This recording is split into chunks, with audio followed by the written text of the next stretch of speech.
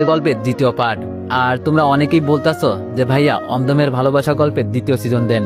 তো তোমাদের তো আমি বলছি যে অন্ধমের ভালোবাসা গল্পটির দ্বিতীয় সিজন লেখা চলতেছে, তো এটা কমপ্লিট হলে আমি নিয়ে আসবো।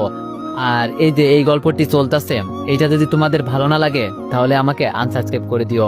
তো চলো বেশি কথা না কইরা গল্প শুরু করা যাক। সাকিব বলল, আঙ্কেল এ বাসায় থাকা আমার পক্ষে সম্ভব না, আমি কালকেই বাসা ছেড়ে দিব।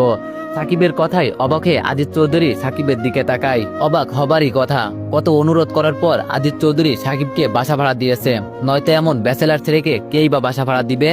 একটু থেমে সাকিব আবার বলল, পুরো মাসের ভাড়া দিয়ে দিব, এখন তো মাসের অর্ধেক।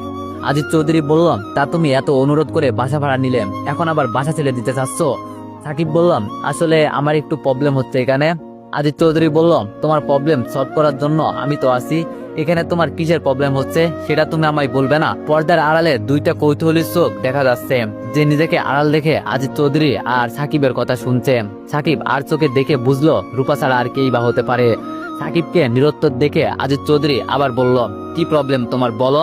রূপার কারণে কোনো সমস্যা হচ্ছে? ও কি তোমার কোনো রকম ডিস্টার্ব করছে? হ্যাঁ বলতে গিয়েও থেমে যায় সাকিব। রূপা যতই যা করুক, রূপার প্রতি আলাদা টান কাজ করে সাকিবের। মেয়েটা অবুঝ প্রকৃতির, ওর ঘাড়ে দোষ না দেওয়াই ভালো।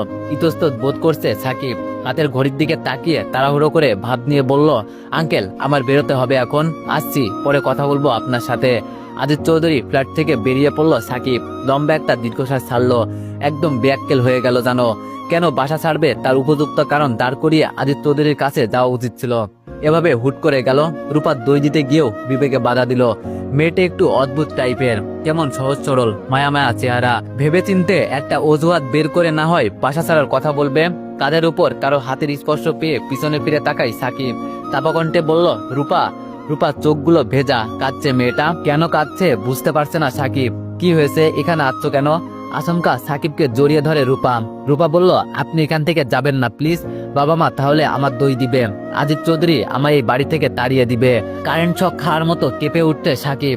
এভাবে কাউকে জড়িয়ে ধরা যায় জানা ছিল না সাকিবের। নিজেকে সামলিয়ে বলল, আরে এভাবে জড়িয়ে ধরছো কেন?